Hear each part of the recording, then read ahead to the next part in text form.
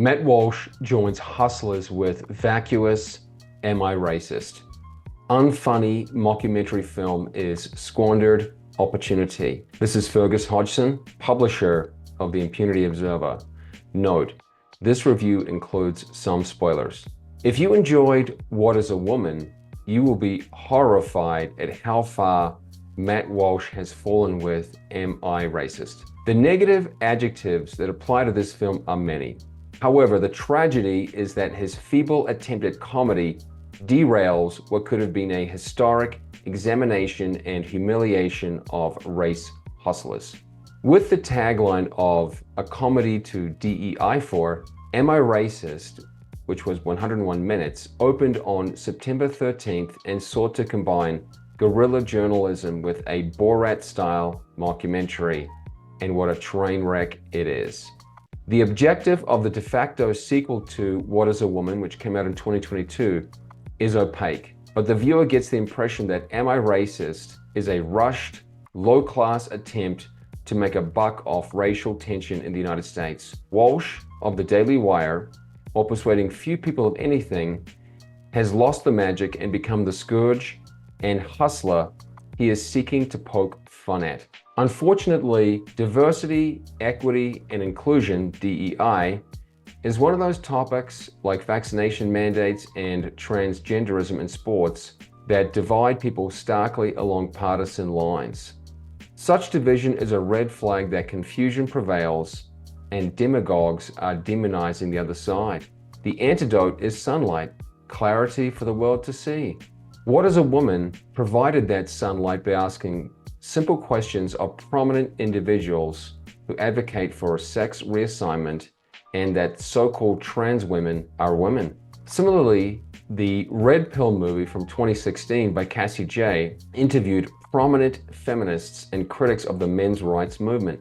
In both cases, the purported experts fell on their swords. They were their own worst enemies and revealed themselves to be intellectually shallow. In Am I Racist?, Walsh injects himself unnecessarily and tries to be funny.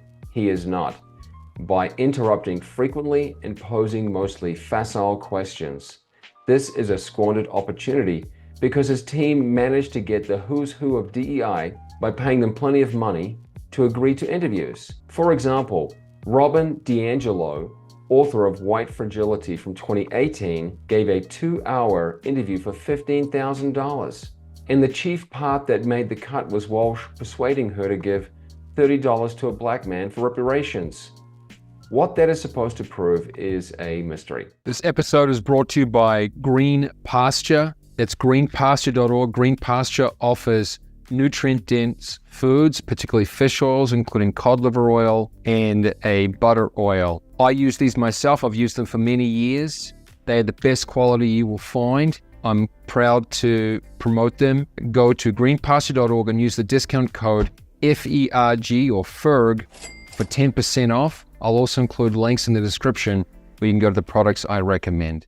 Further, Walsh's team managed to get cameras into an evening with the two ladies who lead Race to Dinner, Regina Jackson and Saida Rao.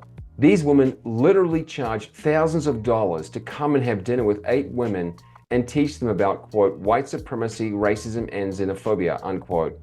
This fascinating gravy train demonstrates the guilt many white women feel, warranted or not, and the discussion portended insights into the thinking of the 2 leaders and the 8 participants. However, Walsh posed as a waiter and interrupted almost the entire evening. Those there for the event could hardly get a word in. While Rao told the attendees that Republicans are Nazis and that the United States is a vulgar nation that deserves to go down and be replaced, Walsh spilled the dishes and announced he was glad people could have such conversations.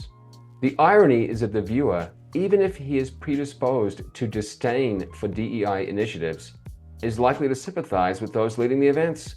Walsh treated them rudely, and yet we're supposed to get annoyed when the DEI instructors kick Walsh out of their events. Anyone leading a workshop would do the same. These juvenile back-and-forth dialogues overshadow the intellectual folly and cognitive dissonance of the DEI advocates, who do not hide their anti-white vitriol. The film has a few kernels of truth. For example, Wilfred Riley, author of Hate Crime Hoax, How the Left is Selling a Fake Race War from 2019, explained that so-called hate crimes are a minuscule fraction of crimes in the United States and a distraction from genuine suffering. Riley noted that demand for hate crimes outweighs supply, which is consistent with so many purported crimes turning out to be fabricated. Jussie Smollett's staged hate crime is infamous, but just one of many that demonstrate a payoff for being a victim.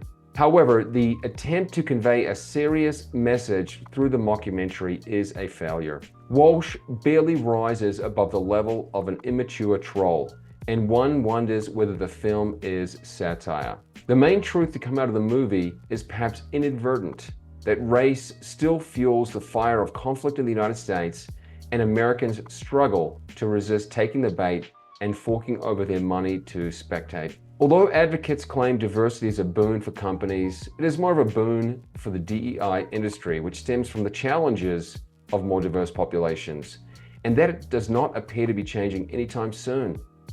Maybe Jay needs a call and can address DEI in a more insightful manner.